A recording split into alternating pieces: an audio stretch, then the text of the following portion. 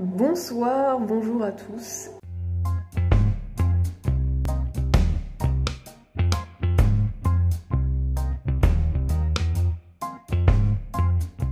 On se retrouve pour une nouvelle petite vidéo. Je suis juste en train de préchauffer mon four parce que je vais me cuire une flamme. Oh, mon chat, il m'a fait trop peur. Tiens, monte. Ne passe pas devant la... Mais pousse-toi. Mais pousse-toi, Rosie. Allez, tch, pousse. Bon, bref.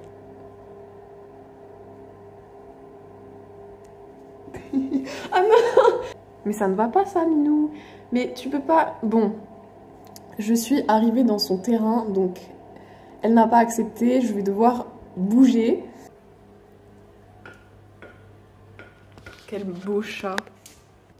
Bon bah écoutez, du coup j'ai changé de place. Bon alors du coup je fais juste la petite intro de ma vidéo ici parce que je me suis fait virer par Rosie de l'endroit que j'avais trouvé. Du coup je voulais juste un peu vous parler du concept de la vidéo. J'ai énormément de livres.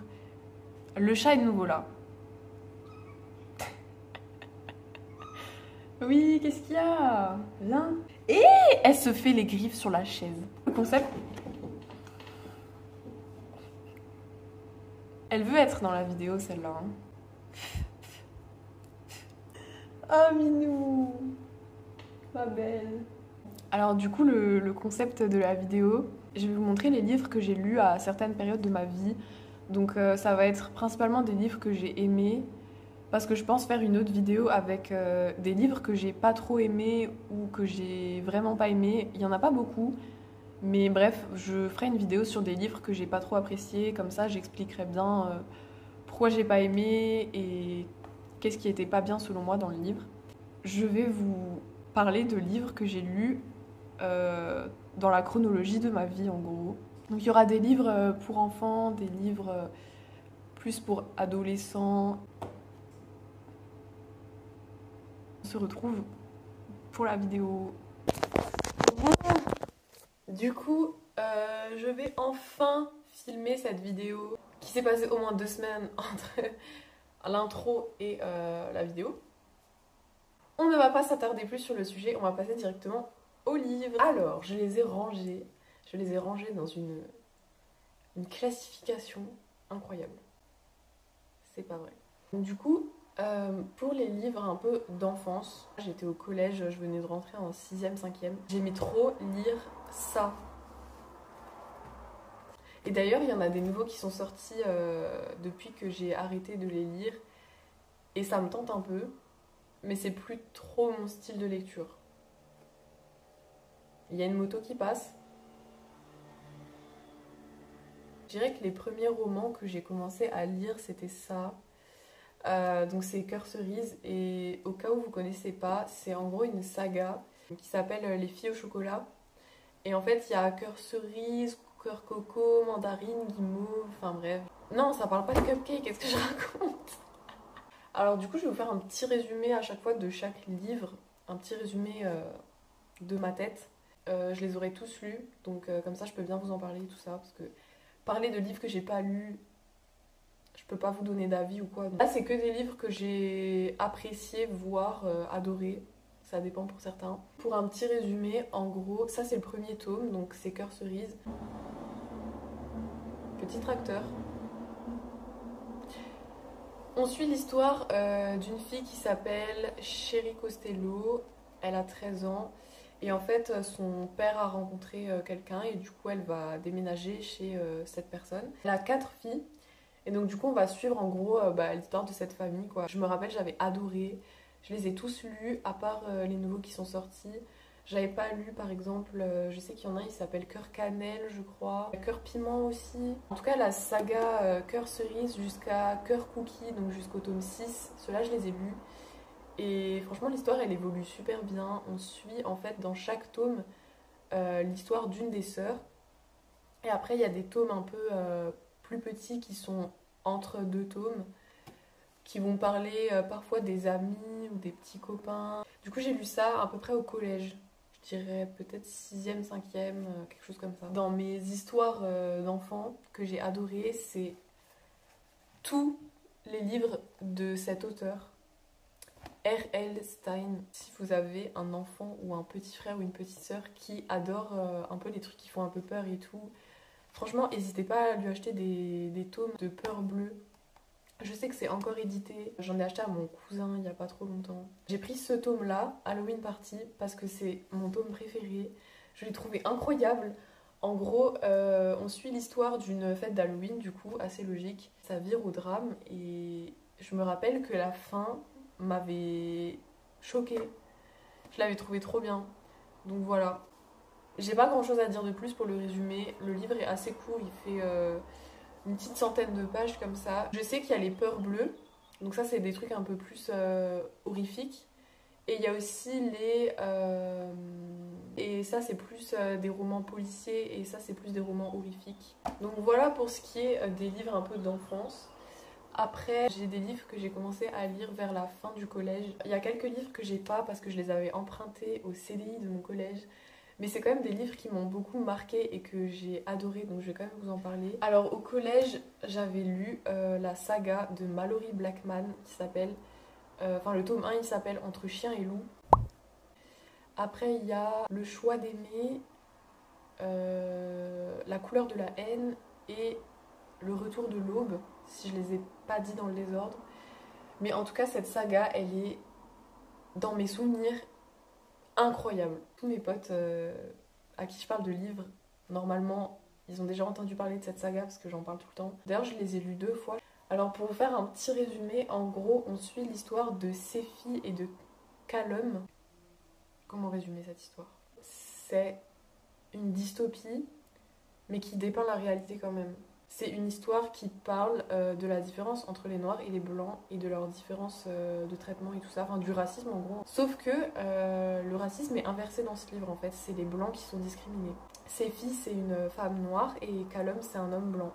Du coup on suit leur histoire, donc vous vous doutez bien qu'il y a une histoire d'amour. Mais je vous préviens, c'est pas une romance du tout. De toute façon je déteste les romances donc jamais j'aurais lu ça. Franchement les personnages ils sont attachants et l'histoire elle est vraiment forte.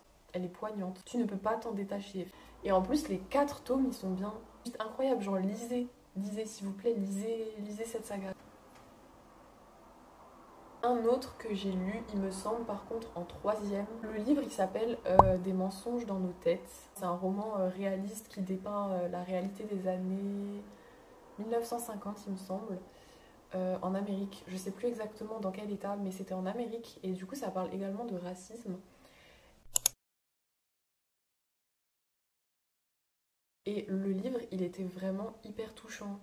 Je crois même que j'avais pleuré à la fin.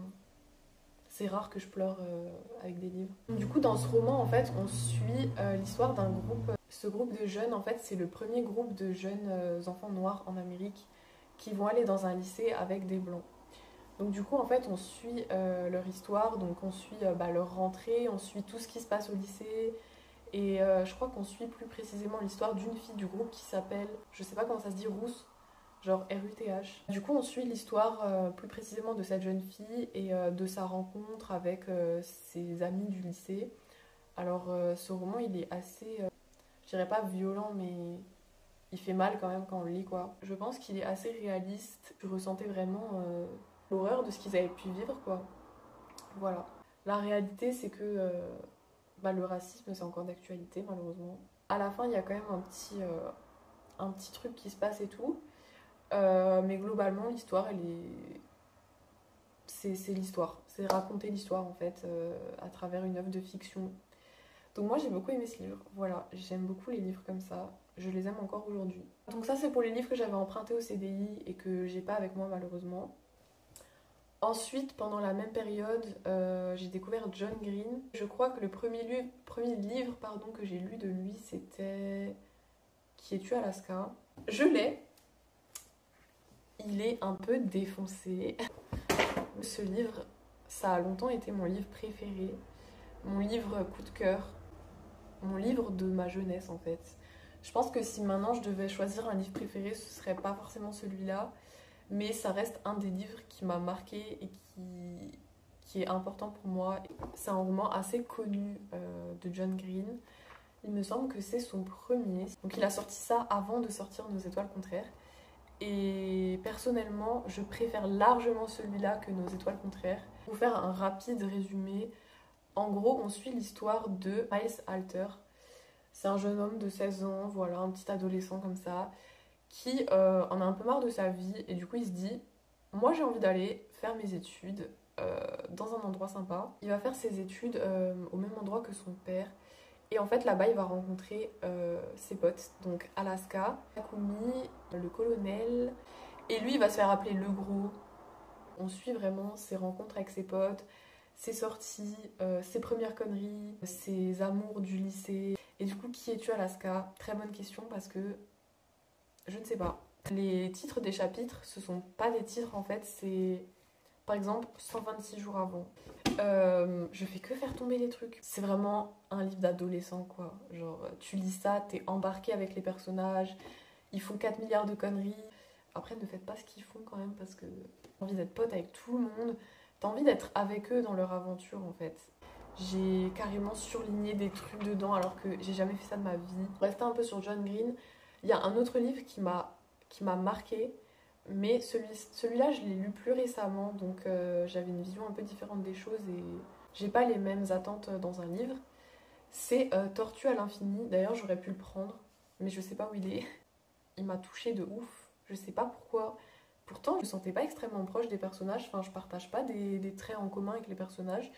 Mais ce livre, il m'a bouleversée. C'est pas un livre de dingue en soi, enfin, pour être tout à fait honnête, je l'ai pas trouvé genre incroyable, mais il m'a touchée. On va peut-être enchaîner un petit peu.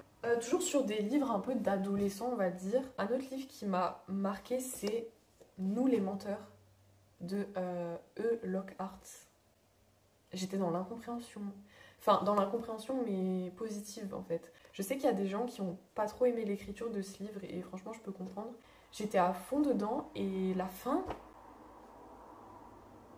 du livre, personne ne peut deviner ce qui se passe en fait. C'est impossible. Si quelqu'un a deviné, je n'y crois pas. En fait, l'intrigue, elle est grave bien menée et tu te doutes absolument pas de ce qui se passe réellement en fait. Et du coup, pour vous faire un petit résumé, parce que c'est vrai que j'ai pas encore fait de résumé, on suit l'histoire d'une famille, c'est la famille Sinclair. Ils possèdent une île et tous les étés, ils vont en vacances sur cette île. On suit le point de vue de Cadence, qui est en fait l'aîné des petits-enfants Sinclair.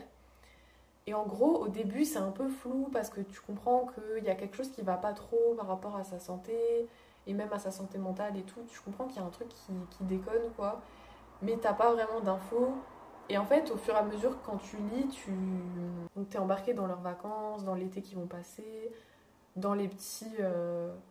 Bon, il n'y a pas des dramas, mais dans les petites histoires un peu familiales comme ça. Mais t'as quand même un petit truc qui vient comme ça et tu te dis, mais il y a quelque chose qui va pas et tu sais pas ce que c'est en fait. Jusqu'à la fin, j'ai dû relire 2 fois la page pour être bien sûre de ce qui se passait, tellement c'était inattendu. Ce livre m'a marqué dans le sens où c'est vraiment une fin. C'est vraiment une fin à laquelle je m'attendais pas du tout. Donc très bon point. Ensuite, dernier livre du coup pour adolescents, c'est Je suis ton soleil de Marie Pavlenko. Regardez juste la couverture, elle est trop mignonne. J'ai juste vu le livre et je me suis dit waouh, j'adore la couverture. Alors, je vous avoue que celui-là, ça fait quand même pas mal de temps que je l'ai lu. Et c'est pas un livre qui m'a marqué par son histoire. Il y a certains passages du livre qui sont vraiment touchants. Et aussi, j'ai beaucoup aimé l'écriture hyper simple, en fait, hyper détachée, très fluide. Les événements, ils s'enchaînent. Et aussi, j'ai beaucoup aimé les chapitres, comment ils sont écrits. Genre là, le chapitre 10, c'est « Déborah garde sa liberté comme une perle rare, mais bon, ça commence à peser ». Vous voyez un petit peu l'ambiance du livre. Je vous lis le résumé parce que, comme ça fait longtemps que je l'ai lu, je pense que j'arriverai pas à le résumer vraiment. Déborah démarre son année de terminale sans une paire de chaussures, rapport à Isodore, le chien clochard qui s'acharne à les dévorer. Mais ce n'est pas le pire, non. Le pire, est-ce sa mère qui se met à découper frénétiquement des magazines ou son père au bras d'une inconnue aux longs cheveux bouclés? Le bac est en ligne de mire et il va falloir de l'aide, des amis, du courage et beaucoup d'humour à Déborah pour percer les nuages comme un soleil. Vous voyez, c'est un petit peu un ton un peu genre léger, mais tout en traitant quand même de certains sujets un petit peu compliqués à aborder et peut-être compliqués à lire. Il était aussi mignon que sa couverture. Voilà. Là, je vais vous parler d'un roman que j'ai trouvé incroyable. C'est Invasion de Robin Cook. Alors, mon livre est défoncé parce que je les achète presque tous chez Emmaüs, donc c'est des livres qui ont déjà vécu, qui sont vieux, qui sont abîmés. Mais tant que ça se lit, ça me va. J'ai beaucoup de livres de Robin Cook, j'en ai une petite dizaine, et j'en ai lu que 2. Non, j'en ai lu 3, pardon. J'en ai lu 3. J'ai fermé le livre, je me suis dit, mais quel gâchis. La fin, elle était tellement bâclée, bref, c'était horrible. Bon, on est là pour parler de ce livre qui est incroyable. J'ai adoré, il était incroyable. C'est un de mes livres préférés. C'est un thriller médical, mais en même temps c'est de la science-fiction. Ça parle de petits objets qui arrivent sur Terre et qui piquent les êtres humains quand tu les touches. Et à la suite de cette piqûre, il va se passer quelques petites choses dans le corps d'un humain qui vont faire que les humains vont commencer à un petit peu évoluer, on va dire. Franchement, ce livre, je l'ai adoré parce que l'histoire, elle était assez hors du commun. Et c'est un des premiers livres de science-fiction que j'ai lu. Parce que moi, la science-fiction, j'ai jamais été attirée par ça, mais là, je commence un peu à m'y mettre. Pour vous parler de la fin sans spoiler, la fin, elle est incroyable, elle est inattendue de fou, et j'ai trouvé que c'était une bonne fin. Alors, si des gens me disent qu'ils n'ont pas aimé la fin, je serais pas étonnée, mais moi, franchement, j'ai adoré la fin. Je me dis, ça en film, ce serait incroyable. Dur à produire, mais ce serait incroyable. Donc ce livre, il est vraiment incroyable. Ensuite, je vais peut-être passer à celui-là. Parce que oui, je suis une grande fan de documentaires. Donc du coup, il y a des livres sur des personnalités qui m'intéressent beaucoup. Après, il y a des livres qui m'intéressent moins. Mais le livre de Snowden, il m'a grave intéressée. Tout le monde connaît un peu son nom, mais personnellement, je connaissais pas vraiment son histoire parce que au moment où c'est sorti, j'étais un peu jeune et je m'intéressais pas trop à l'actualité. Et puis même, j'aurais pas forcément compris ce qui s'est passé. En lisant le livre, j'ai eu des moments où j'ai pas vraiment compris. Le livre est plus complet que l'interview, il me semble. J'ai acheté ce livre-là il y a déjà quelques années, je dirais peut-être 2 ans, un truc comme ça. Parce que j'avais envie de me renseigner sur Snowden. Certes, tu peux regarder des vidéos YouTube, tu peux regarder le documentaire et tout. Ça n'est pas pareil que ça. Pour ceux qui connaîtraient peut-être pas Snowden, c'est un lanceur d'alerte qui a informé le monde sur la surveillance globale des États-Unis. Du coup, pour l'histoire de Snowden, ça date de 2013. Pour vous faire un petit résumé par rapport à Mémoire vive, c'est vrai que c'est un petit peu compliqué de résumer sans raconter du coup trop sa vie. Pour ce qui est du contenu du livre, en fait, on suit sa vie de son enfance jusqu'à ce qu'il soit lanceur d'alerte et même un peu après le fait qu'il soit recherché par les États-Unis et tout ça c'est dans le livre. Donc le livre il est vraiment intéressant parce que je sais que dans le reportage sur Netflix il parle pas du tout de son enfance il me semble parce que mon frère l'a vu et du coup quand moi j'ai lu le livre on en a un petit peu parlé. Il m'avait dit comme quoi dans le reportage il parlait pas du tout de son enfance donc ça peut être intéressant d'avoir le livre pour justement comprendre son enfance, voir un peu comment il a vécu, comment l'informatique est rentrée dans sa vie parce que croyez-moi que c'est vachement important. Des petites anecdotes pas mal par rapport à son adolescence. Voilà, comme par exemple, je vous en dis pas plus. Ce livre est vraiment cool si jamais vous êtes intéressé par l'histoire de Snowden. Voilà. Je vais parler des mangas parce que j'en lis quelques-uns. Je vous avoue, j'en ai pas lu beaucoup dans ma vie. Mais les premiers que j'ai lus, c'est mon père qui me les a achetés et je les ai adorés. C'est The Sherlock Holmes Story. J'ai que 2 tomes parce que malheureusement l'auteur du manga est décédé. C'est mon père qui m'avait raconté parce que ça fait hyper longtemps que je les ai.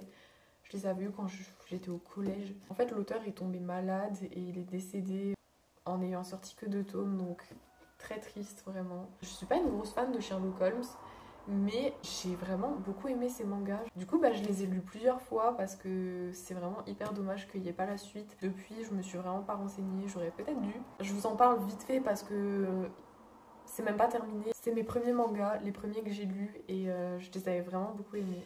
Ensuite, pour ce qui est d'autres mangas, des sagas plus longues, j'ai commencé les Fairy Tail. Je sais qu'il y a beaucoup de gens qui n'aiment pas, mais désolée, moi j'aime bien.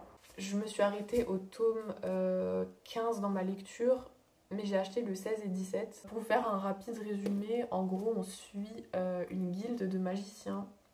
C'est pas très violent parce que c'est de la magie, donc y a pas de sang ou quoi. Moi j'aime beaucoup les personnages. Ça, il y a que 4 tomes, ça s'appelle Signal Sang. C'est gore, il y a du sang, donc pas pour tout le monde, attention. J'ai trouvé l'histoire hyper cool et la fin, elle était vachement bien aussi.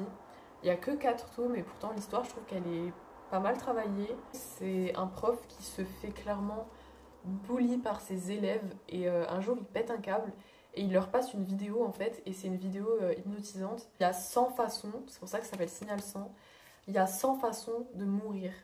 Et en fait ça peut être des trucs hyper nuls, l'ensorcellement on va dire, s'enlève quand il restera une seule personne en vie. Pour terminer, je vais vous présenter 2 autres livres qui font partie d'une saga, Walking Dead, les comics. Ce sont pas mes livres, donc du coup, j'ai que les 4 premiers tomes et je sais pas si j'achèterai la suite, même si l'histoire est vachement intéressante. Si quelqu'un me les donne ou quoi, je dis oui. Est-ce que j'ai vraiment besoin de résumer The Walking Dead? Histoire de zombies. Il y a des morts, il y a des rebondissements absolument tout le temps. J'adore. Pour l'instant, il s'est passé tellement de trucs différents alors que j'ai lu que 3 livres. C'est Game of Thrones. Que dire? J'en suis à là. Donc j'en suis même pas à la moitié du livre. J'ai commencé ça en juillet 2021. Nous sommes en juillet 2022 et je l'ai toujours pas terminé. Mais après, c'est de ma faute aussi. J'ai pas continué, donc j'étais un peu perdue. En tout cas, l'histoire, elle est hyper intéressante. Là, c'est le tome 1, donc c'est un peu de la mise en place d'éléments, même s'il y a quand même déjà des trucs qui se passent et tout. Ça, c'est le tome 1, il est hyper gros. Je les ai pas tous parce que, pareil, je les achète au Emmaüs, donc je les trouve pas toujours tous. Je crois que j'ai le tome 4, 6 et 7. Donc du coup, ça, c'est ma lecture actuelle. Et je lis aussi en ce moment Bienvenue dans l'Anthropocène de John Green. C'est un nouveau livre qui est sorti en 2022. Et c'est pas une histoire en fait, c'est des chroniques écrites par John Green sur vraiment un peu tout et n'importe quoi. C'est un livre assez personnel donc je trouve ça cool.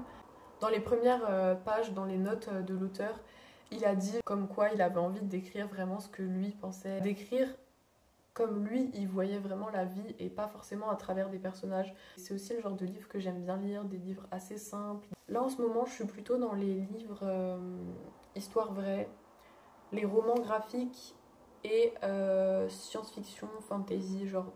En fait, j'essaie de m'ouvrir à d'autres genres que je lisais pas forcément avant. Voilà pour cette petite vidéo, écoutez, j'espère que ça vous a plu, que ça vous a peut-être donné envie de lire quelques-uns de mes livres. Si jamais vous voulez que je parle d'autres livres ou que vous avez une idée de petites vidéos sur mes livres, n'hésitez pas à dire en commentaire. Je vous fais des gros bisous, j'espère que tout va bien pour vous.